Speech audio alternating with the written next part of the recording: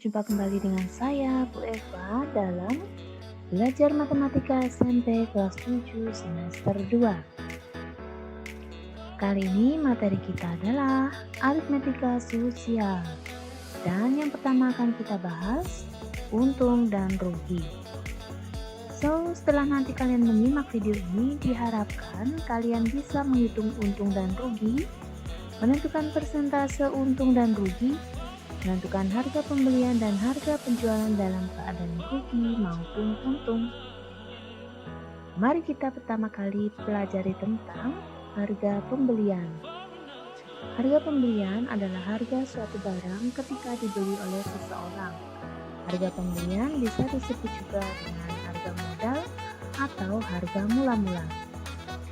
Harga penjualan adalah nilai suatu barang yang telah ditetapkan oleh penjual pada pembeli atas harga suatu barang maupun jasa. Rugi. Jika suatu penjualan kurang dari harga pembelian,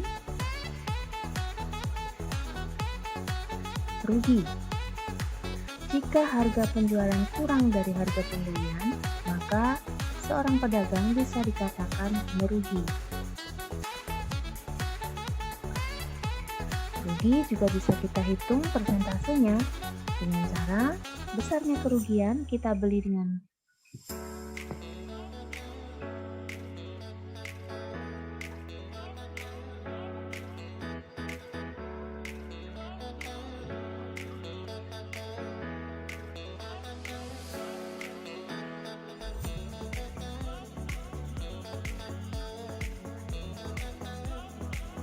Halo, berjumpa lagi dengan Bu Eva dalam Belajar Matematika SMP kelas 7 semester 2. Kali ini materi kita adalah aritmetika sosial dan yang pertama akan kita bahas untung dan rugi. Setelah mempelajari video ini, diharapkan kalian dapat menghitung untung dan rugi, menentukan persentase untung dan rugi, serta menentukan harga pembelian dan harga penjualan dalam keadaan rugi maupun untung.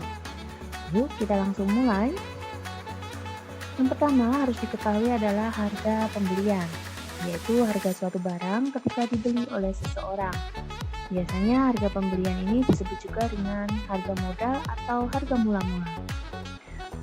Kemudian harga penjualan.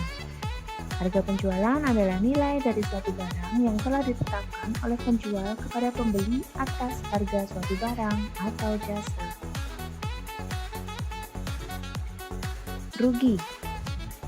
Jika harga penjualan kurang dari harga pembelian, maka seorang pedagang bisa dikatakan rugi. Kerugian juga bisa kita ubah ke dalam bentuk persen loh. Caranya, besarnya kerugian kita bagi dengan harga beli, kemudian kita kali dengan 100%. Contohnya, kasus Pak Yani yang membeli sebuah mobil dengan harga 50 juta rupiah, kemudian mobil tersebut dijual kembali dengan harga yang lebih rendah, yaitu 47 juta rupiah.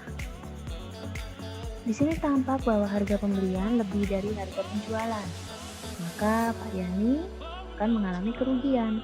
Hitung persentase kerugian yang dialami Pak Yani. Kita cari dulu kerugian, yaitu selisih antara harga beli dengan harga jual. Selisihnya adalah 3 juta rupiah.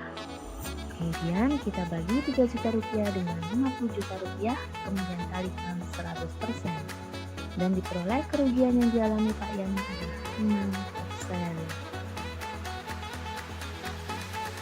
Selain mengubah ke dalam bentuk persen, apabila diketahui persentase rugi dan harga beli, maka kerugian dapat kita tentukan dengan mengalihkan persentase kerugian dengan harga beli.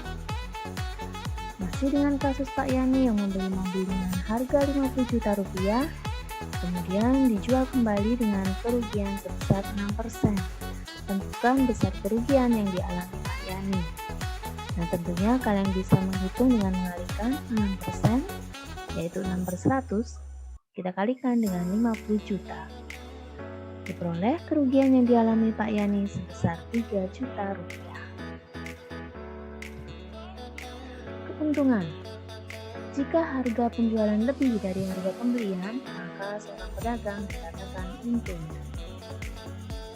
Sama seperti halnya kerugian, keuntungan juga bisa kita ubah ke dalam bentuk persen dengan cara besarnya keuntungan dibagi dengan harga beli kita kalikan dengan 100%. Masih sama dengan kasus Pak Yani yang membeli mobil dengan harga 50 juta rupiah, tapi kali ini Pak Yani menjual mobil tersebut dengan harga 54 juta rupiah. Maka bahwa harga jualnya lebih daripada harga beli, maka Pak Yani pasti memperoleh keuntungan. Coba kita ubah keuntungan Pak Yani ke dalam bentuk persen. Kita cari dulu keuntungannya dengan mencari selisih dari harga jual dengan harga beli, yaitu 4 juta rupiah. Kemudian kita bagi dengan 50 juta rupiah sebagai harga beli, kita kalikan 100%. Dan persentase keuntungan yang diperoleh Pak Yani adalah 8%. Menghitung keuntungan apabila diketahui persentase keuntungan dan harga belinya. Sama ya dengan kerugian, kita kalikan persentase untung dengan harga beli. Simak contohnya.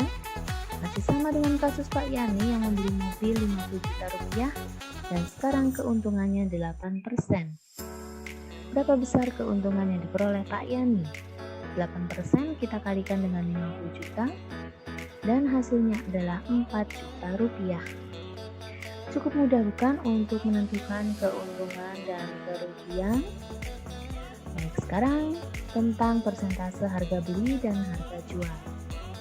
Dalam suatu permasalahan atau soal, biasanya persentase harga beli tidak pernah dituliskan atau tidak pernah diketahui. Tapi perlu kalian pahami bahwa persentase harga beli atau modal atau harga mula-mula pasti 100%. Sedangkan persentase harga jual itu selalu berubah sesuai dengan keadaan. Apabila rugi, maka persentase harga jual menjadi 100% dikurangi persentase rugi. Sedangkan apabila mengalami keuntungan, maka persentase harga jual menjadi 100% ditambah persentase keuntungan. Berikutnya kita akan menentukan harga beli melalui sebuah contoh seperti ini. Siska membeli sebuah baju.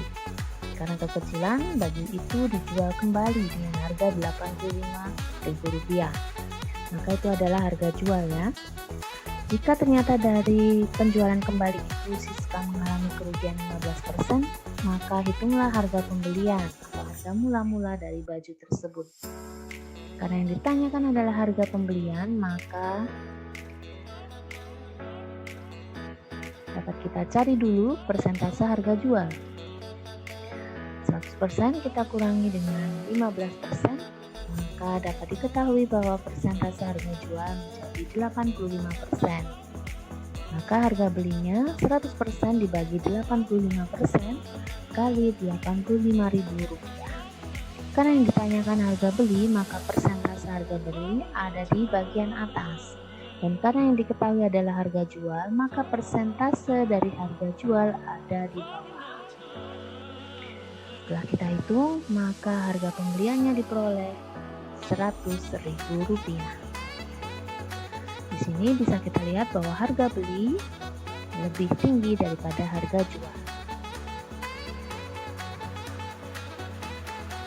Masih menentukan harga beli sekarang dalam keadaan untung. Seperti ini contoh permasalahannya. Pak Mimi menjual seekor kambing dengan harga Rp900.000. Dari penjualan tersebut, beliau memperoleh keuntungan 25%. Tentukan harga mula-mula dari kambing itu. Nah, karena dia mengalami keuntungan, maka persentase harga jualnya menjadi 100% ditambah persentase untung 1% ditambah 25%, maka persentase harga jual menjadi 125%. Untuk menghitung harga beli 100%, kita letakkan di atas dibagi dengan 125%, kita kalikan dengan harga jual. Maka harga beli kambing atau harga mula-mula kambingnya adalah Rp720.000. tampak bahwa harga beli lebih rendah daripada harga jual. Itu adalah kondisi untung. Berikutnya menentukan harga jual jika diketahui harga beli dan persentase kerugian. Seorang pedagang buah membeli 20 kg mangga harum manis dengan harga Rp80.000. Setelah 3 hari, beberapa kilogram buah mangga menjadi busuk, sehingga pedagang merugi 15%. Berapa pedagang tersebut dapat menjual buah mangga? Nah, dari kerugian 15% tersebut, kita akan menghitung berapa banyak pedagang tersebut dapat menjual buah mangga tersebut. Nah, karena rugi, maka persentase harga jualnya berkurang ya, yang awalnya harga beli itu 100%, dikurangi kerugiannya 15%, maka diperoleh 85% saja. Jadi yang kembali modalnya hanya 85% saja. Harga jual, nah kebalikan dari yang tadi, karena yang tadi harga beli 100% letakkan di atas, maka sekarang harga jual yang kita letakkan di atas adalah persentase harga jual. Kalikan harga mula-mula. Maka harga jualnya hanya Rp68.000. Dapat dilihat di sini dia beli dengan harga Rp80.000 dan karena merugi 15% dia hanya bisa menjual Rp68.000. Masih menentukan harga jual, berikutnya ini pada saat seorang pedagang mengalami keuntungan. Santoso, dia membeli sepeda dengan harga Rp700.000. Dengan sedikit perbaikan, dia menjual kembali dengan keuntungan sebesar 20%. Berapa Santoso menjual sepeda tersebut? Karena untung, maka persentase harga jual menjadi 100% ditambah persentase untung. Maka persentase harga jual menjadi 120%. Harga jualnya 120% kita bagi dengan persentase pembelian persen kalikan dengan harga pembelian. Nah, di sini harga jualnya adalah Rp840.000. Bisa dilihat Santoso membeli Rp700.000, karena untung dia bisa menjual Rp840.000.